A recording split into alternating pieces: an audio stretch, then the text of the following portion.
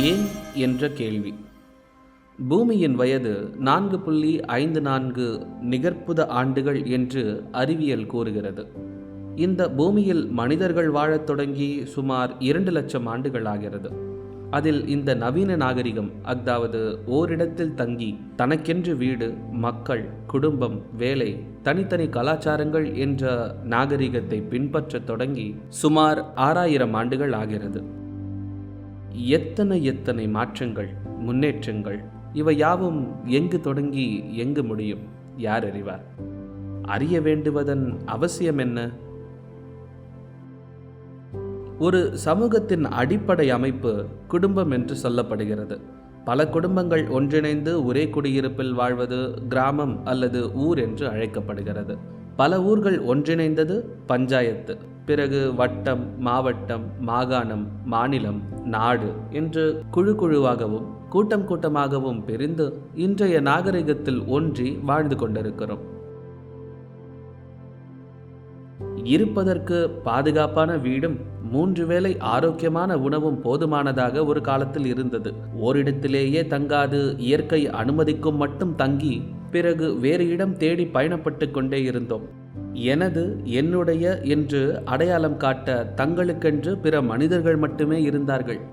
பங்கு என்ற வார்த்தைக்கு அர்த்தமே தெரியாத போதும் இயல்பாக அது நடந்து கொண்டிருந்தது. இயற்கை தன் வளங்களை மனிதனுக்கு கொடுத்தது. கைமாறு என்ற வார்த்தைக்கே இங்கு இடமில்லை. இருக்கிறது கொடுக்கிறேன் என்ற எண்ணமும் கூட இல்லை. ஏனெனில் இங்கு எவருக்கும் எதுவும் சொந்தமில்லை என்ற உண்மையை உணர்ந்தவர்களாக இருந்தோம்.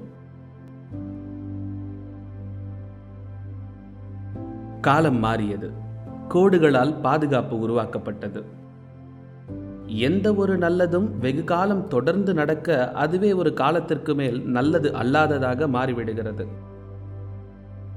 காரணம், அந்த நல்லதின் அடிப்படை என்னவோ அது காலத்தோடு சேர்ந்து மறைந்து விடுகிறது. மனிதர்களாகிய நாம் அதை மறந்து விடுகிறோம். மறந்தோம், மறைந்தது. பாதுகாப்பு என்று கருதப்பட்டது காலப்போக்கில் பயங்கர விளைவுகளை உருவாக்கியது. இன்று நாம் பாதுகாப்பு பற்றி பல வழிகளில் பேசுகிறோம்.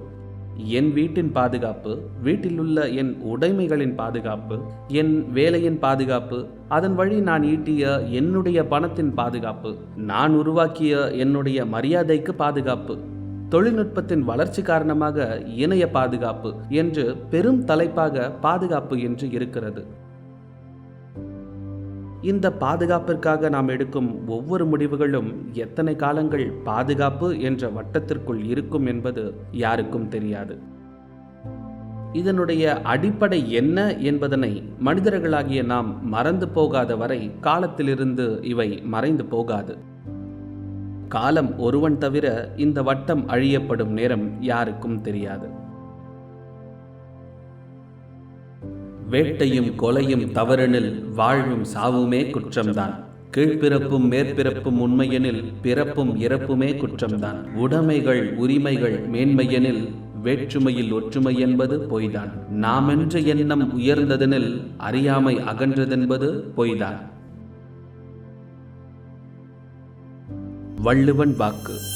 ஐயுணர்வு எய்திய கண்ணும் பயமின்றே மெய்யுணர்வு இல்லாதவர்க்கு. விளக்கம். உண்மையை கண்டறிந்து தெளிவடையாதவர்கள் தமது ஐம்புலன்களையும் அடக்கி வெற்றி கண்டிருந்தாலும் கூட அதனால் அவர்களுக்கு எந்த பயனும் இல்லை.